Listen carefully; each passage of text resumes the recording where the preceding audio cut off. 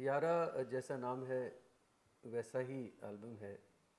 उर्दू शायरी में सूफ़ी कलाम में यारा बार बार इस्तेमाल होता है। यारा के माने है दोस्त, यारा के मानी है अल्लाह भगवान ईश्वर। तो यहाँ इस एल्बम में दोनों चीज़ें शामिल है।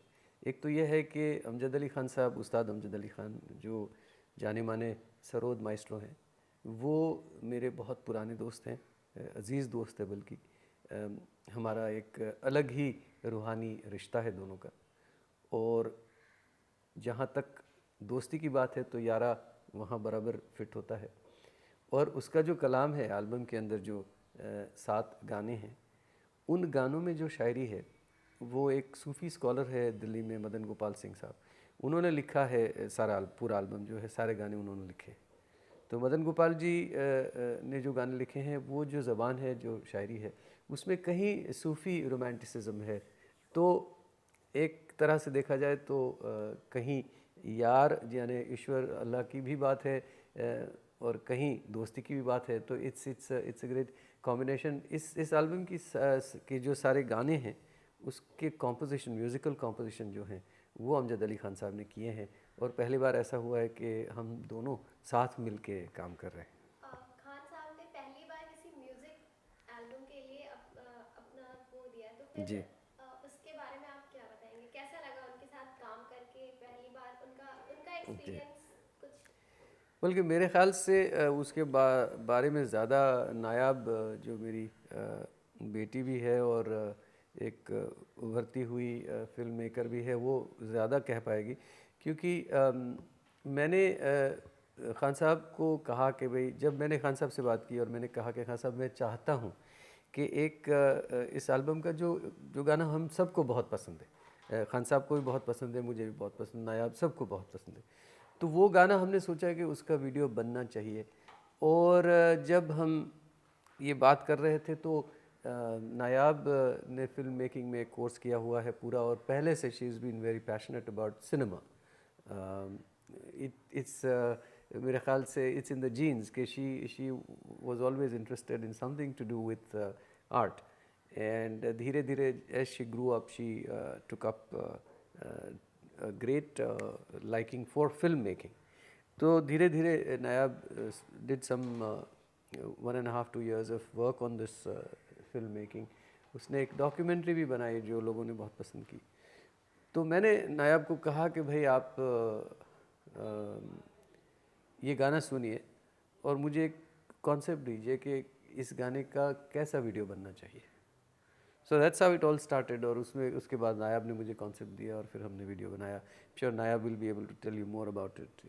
नायब, आप बताइए, ये पहला आपका वीडियो एल्बम जो आपने डायरेक्ट किया है, पहला डेब्यू एल्बम है, तो हाउ वाज द एक्सपीरियंस? कितनी मुश्किल हुई या कितना आसान था सब कुछ ये मैनेज करना?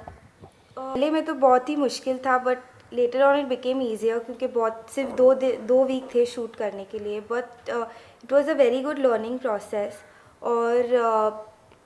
और मुझे कोई चिंता करने की कोई वजह नहीं थी, क्योंकि डैड मेरे साथ थे, जो बहुत ही सपोर्टिव थे बिगिनिंग से। उन्होंने कहा कि जो भी करना है कीजिए। और he helped me at each and every step.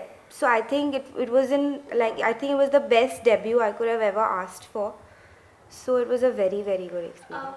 आपने कभी फिल्म एक्टिंग के बारे में नहीं सोचा? क्यों आपने यही कैरियर चूज की कि आपको फिल्म डायरेक्शन में ही जाना है?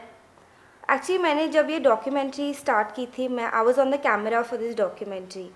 और ये डॉक्यूमेंट्री बच्चों के साथ हमने की थी, आकांक्षा फाउंडेशन के बच्चों के साथ की थी। तब से मुझे बहुत ही I just love the whole process of film making.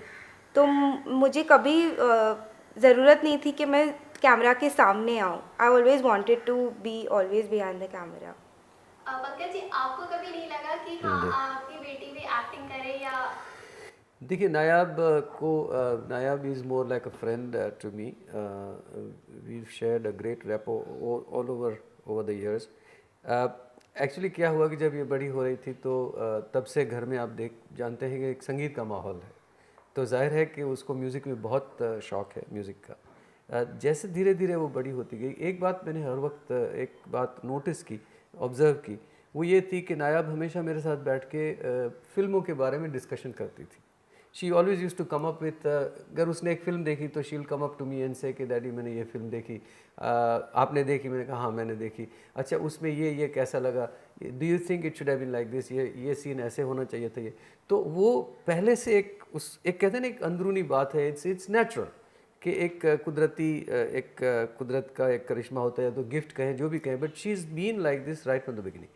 तो जैसे जैसे वो बड़ी होती गई तो हर बार ये बात होती थी कि जहाँ हम डिनर टेबल पे बैठे या कभी गप्पे मार रहे हैं तो घूम फिर के she would come up with a point के I saw this particular film, तो आपको ऐसा नहीं लगता कि ये सीन ऐसे हो सकता है या इसकी स्टोरी ऐसे हो सकती है या अच्छा नहीं है, you know she would go on analysing the film. So लगता है कि एक इनबॉर्न कहें उसमें एक एक बात है।